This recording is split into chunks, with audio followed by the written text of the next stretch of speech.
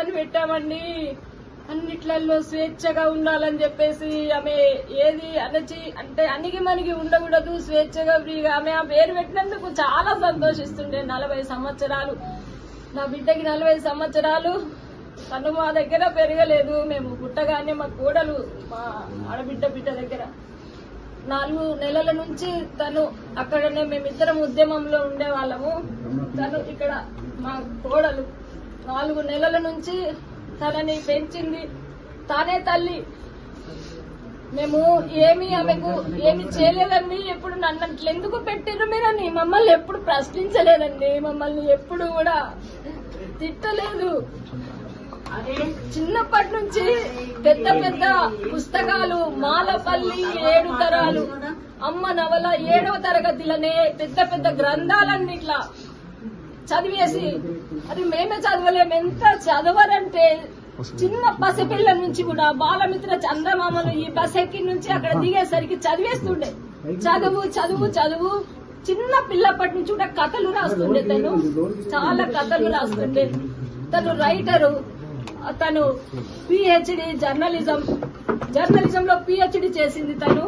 తను రచయిత, తను స్పీకరు, తను వ్యాసాలు రాసింది. తను సామాజిక సమస్యల మీద తను వ్యాసాలు రాసింది, కవితలు రాసింది, పోయమ్స్ రాసింది.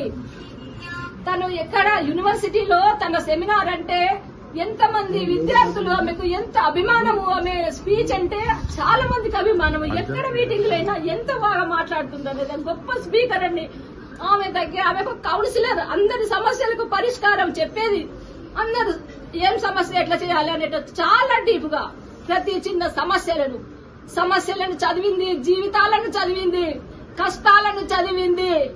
ఇప్పుడు తను ఒక పోరాట యోధురాలుగా ఏ సమస్యనైనా ఎట్లా ఎదుర్కోవాలని తను చాలా ఒక ఉన్నతమైన స్థాయికి వెళ్లినటువంటి ఒక మేధావి.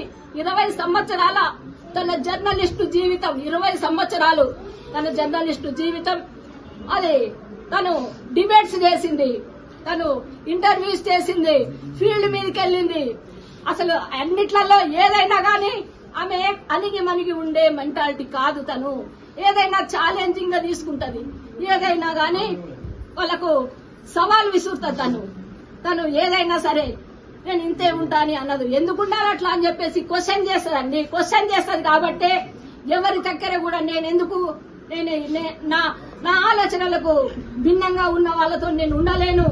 ఛానళ్లలో కూడా తను చాలా వివక్షతలను ఎదుర్కొని అనేకమైన ఛానళ్లకు తను తిరిగి తను ఉద్యోగం చేస్తున్నది. ఇప్పుడు టీ న్యూస్ లో స్పెషల్ కరెస్పాండెంట్ గా తను చేస్తున్నది. ఇప్పుడే మొన్ననే హెచ్ఓడిగా కూడా ఇచ్చారు. Head of the department. చాలా వర్క్ ఉంటుంది. అందరికి షిఫ్ట్లు వేయాలి. నాకు నిద్ర లేదమ్మా, అలసట బాగా అవుతున్నది, నాకు అలసిపోతున్నా, నీకు మెసేజ్ పెట్టడానికి ఫోన్లు చేయడానికి టైం లేదమ్మా అని చెప్పింది. ఎన్ని సమస్యలకు తను ఏంటంటే నా సమస్య నేనే పరిష్కారం చేసుకుంటా, నాకు తెలుసమ్మా, నా సమస్యను నేను పరిష్కారం చేసుకోవాలి, వేరే వాళ్ళు ఎవరు కూడా చేయలేరు. అంత కాన్ఫిడెన్స్ ఉన్నటువంటి ఆమె ఏ పర్సనల్ సమస్యలైనా గానీ ఆమె అట్లనే డీల్ చేసుకుంటున్నది. ఎంతమందికో ఆమె ధైర్యం చెప్పింది. అలాంటి ఆమెను ఇట్లా కథ అసలు మేము పోయేసరికి శవం కనిపిస్తుందంటే నిజంగా చంపి ఇట్లా వేలాడదీసిండ్రేమో అన్నట్లు అక్కడ కనిపిస్తున్నది అన్నట్టు. చాలా అనుమానాస్పదంగా కనిపిస్తున్నది. ఎవరు నేరస్తులున్నారో మేము పోలీస్ స్టేషన్ లో కేసు పెట్టినాము. ఆ కేసు ప్రకారము వాళ్ళు ఫోన్లు తీసుకున్నారు. ఇన్వెస్టిగేషన్ చేసి ఆ నేరస్తునికి కఠిన శిక్ష విధించాలి. ఇంకా ఏ మహిళలు కూడా ఇలాంటి ఒక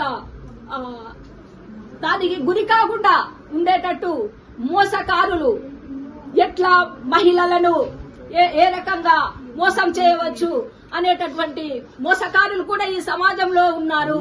అలాంటి అంటే ఆమె ఎంత ధైర్యం ఉన్నామే, ఆమె ఎంత అంటే నిజంగానే ఆమెను చంపి ఉరేసి ఇంకా ఏ డోర్ల నుంచి ఎన్ని రోజుల నుంచి ఏమి ప్లాన్లు వేసుకొని ఏమి జరుగుతున్నాయో చాలా అనుమానాస్పదంగా అక్కడ కనిపించింది.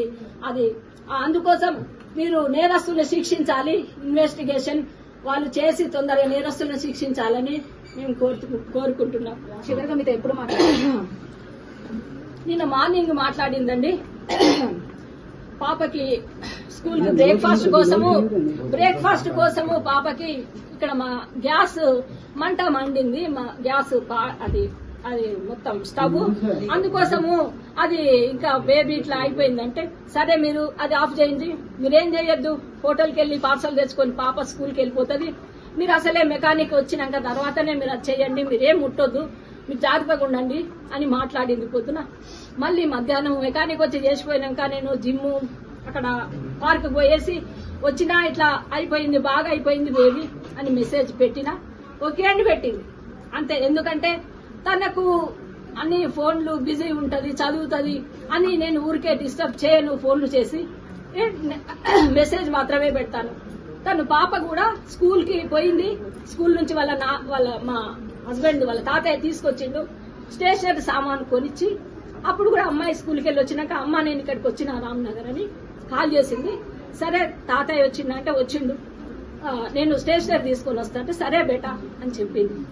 అదే అమ్మ రొట్టెలు ఎందుకమ్మా అంటే సరే రేపు మంచిగా మనం స్పెషల్ తెప్పించుకొని తిందాం బేటా అని కూడా తను చెప్పిందట. పాపతోని 4 గంటలకి పాపతోని కూడా ఫోన్ లో మాట్లాడింది. మేము అనుమానాలు ఏదున్నా అక్కడ పోలీస్ స్టేషన్ లో పెట్టామండి. దయచేసి మీరు పోలీస్ స్టేషన్ కి వెళ్లి మీరు మేమేం పెట్టినామో అక్కడ మీరు చూసుకోండి దయచేసి.